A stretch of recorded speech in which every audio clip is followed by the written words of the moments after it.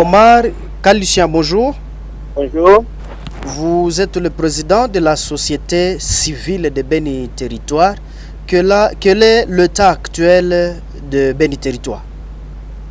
L'état actuel de Beni Territoire, je disais à 65%, elle est relativement calme, sauf imprévu. Mais à 35%, il y a tout l'axe Oicha Eringeti, l'axe Oicha Mamove Manyama, Contre Mamove Mandumbi, Baïti, où l'ennemi est en train de se balader à tuer la paisible population dans cette zone. Et à la nuit d'aujourd'hui, nous venons d'enregistrer 9 morts. Le 9e corps vient d'être retrouvé tout à l'heure ici, il y a 1 heure. Il y a 2 enfants, un enfant de 5 ans et un autre de 10 ans, élève de 3e primaire, qui sont portés disparus. Il y a des bétails emportés par ces malfrats et des maisons incendiées, même la barza coutumière qui a été incendiée au niveau de Maïmoya. Ces milliers, ils ne sont pas sécurisés, ils ne sont pas contrôlés par les forces armées de la République, où ils ont été où lors de l'ingression? La question de savoir s'ils étaient où, c'est ça ce que nous nous posons tous, mais à notre connaissance, c'est ce qu'on a vu même le matin.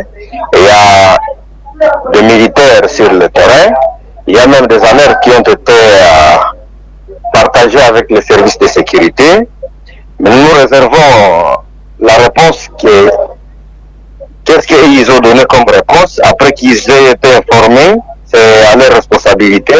Et c'est pourquoi nous sommes en train de demander qu'il faut qu'il y ait une évaluation, de ces opérations qui ne produit pas de faits escomptés. Et c'est pourquoi nous sommes en train aussi de réclamer la présence de la force Souja, où il y a les militaires UPDF et les militaires FARDC conjointement, là où ils sont en train d'opérer, ils sont en train de produire des résultats remarquables. Il y a des rescapés qu'on commence à le retrouver.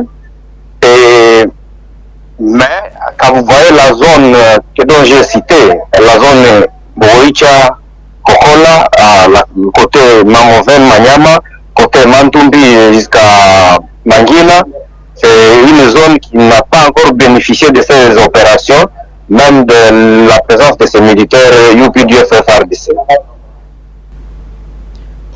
Alors, vous, la population, quel est l'état de la population actuelle?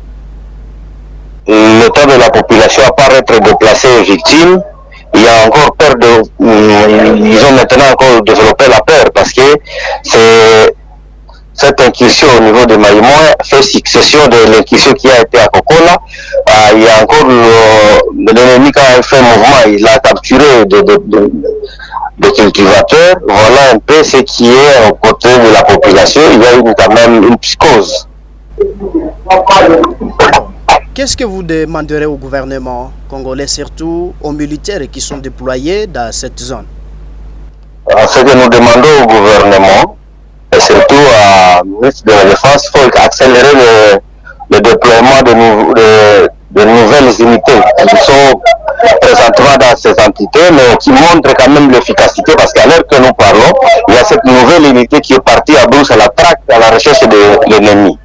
Toutefois, les militaires qui ont perduré ici, peut-être ils sont fatigués, ils viennent de vieillir aussi. Il faut quand même que cette relève soit vite accélérée et que ces gens partent encore se reposer dans d'autres contrées.